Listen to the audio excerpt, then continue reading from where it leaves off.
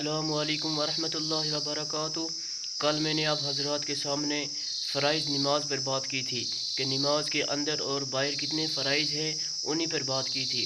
तो आज मैं आपके सामने वाजिबात नमाज पर बात करने वाला हूँ, यानी वो काम जिनका नमाज में अदा करना ज़रूरी है। अगर भूले से कोई वाजिब छूट जाए तो सजदा सहव करने से नमाज दुरुस्त हो जाती है। अलबत्ता सजदा सहव न करने या कसदन छोड़ देने से नमाज का लौटाना वाजिब होता है। वाजिब उनको कहते हैं कि अगर कोई वाजिब भूले से छूट जाए तो सजदा सहव करे, उससे नमाज दुरुस्त हो जाती है।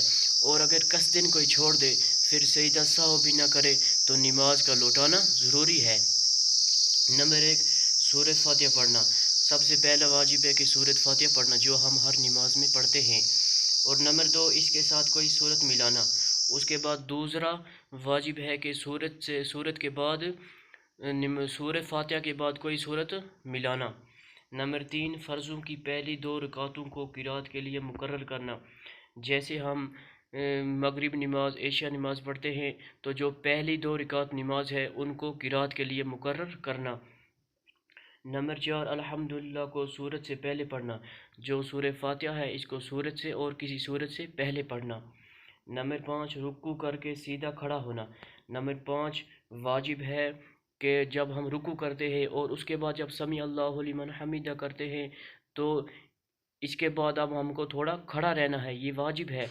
और आधे लोग इसमें बहुत गलती करते हैं कि समी अल्लाहु लिमन हमीदा जैसे किया तो फ़ौरन का सजदे में चले जाते हैं, तो उनने कसदन वाजिब छोड़ दिया, अब उनको नमाज लौटाना ज़रूरी है उनके लिए। नंबर 6, दोनों सजदों के दरमियान बैठना।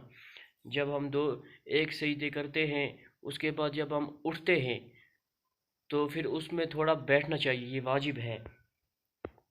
नंबर 7, पहला कादा करना।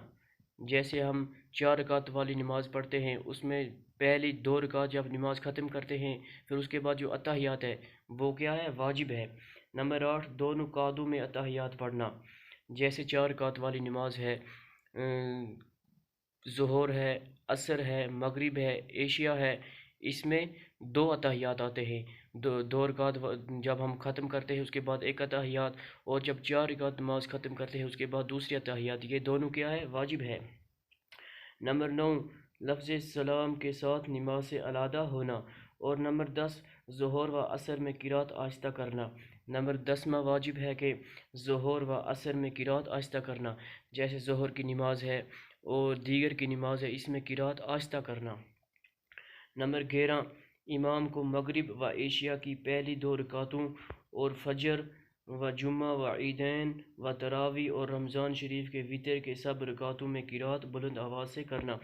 नंबर 11 वाजिब है इमाम को मगरिब व एशिया की पहली 2 रकातों और फजर व जुम्मा, तो इसका मतलब ये है कि इमाम साहब को जैसे फजर की नमाज है और मगरिब की नमाज है, ईशा की नमाज है, ईदैन की नमाज है, जुमा की नमाज है और रमज़ान के वितर हैं, रमज़ान शरीफ के वितर की सब रकातों में क़िरात बुलंद आवाज़ से करना, ये क्या है, ये भी वाजिब है। नंबर 12, तादील अरकान यानी रुकू सजदे वगैरह को इत्मीनान से करना। नंबर 12वां वाजिब है कि तादील अरकान उनको कहते हैं कि इत्मीनान से हर एक चीज़ को अदा करना। नंबर 13, वितर की तीसरी रकात में दुआए कुनूत के लिए तकबीर कहना और दुआए कुनूत पढ़ना। नंबर 13वां वाजिब है कि वितर की तीसरी रकात में दुआए कुनूत के लिए तकबीर, जब हम 2 रकात नमाज वितर पढ़ते हैं फिर अत्तहियात पढ़ते हैं फिर उसके बाद खड़े होते हैं फिर सूरह अल्हम्दुलिल्लाह पढ़ते हैं, उसके बाद और कोई सूरत पढ़ते हैं फिर अल्लाहु अकबर कहना, ये भी वाजिब है। और उसके बाद दुआए कुनूत पढ़ना, ये भी क्या है, वाजिब है। नंबर 14, ईदैन में 6 ज़ायद तकबीर कहना। जब हम ईद नमाज पढ़ते हैं तो उसमें 6 ज़ायद तकबीर हैं, ये भी वाजिब है।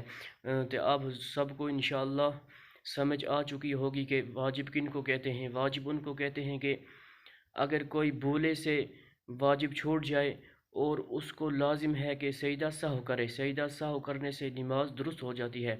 और अगर कसदन छोड़ दे तो उसके ऊपर लाजिम है, उसके ऊपर वाजिब हो जाता है कि नमाज को लौटाए। तो इंशाअल्लाह सब सुने, इस पर अमल करें।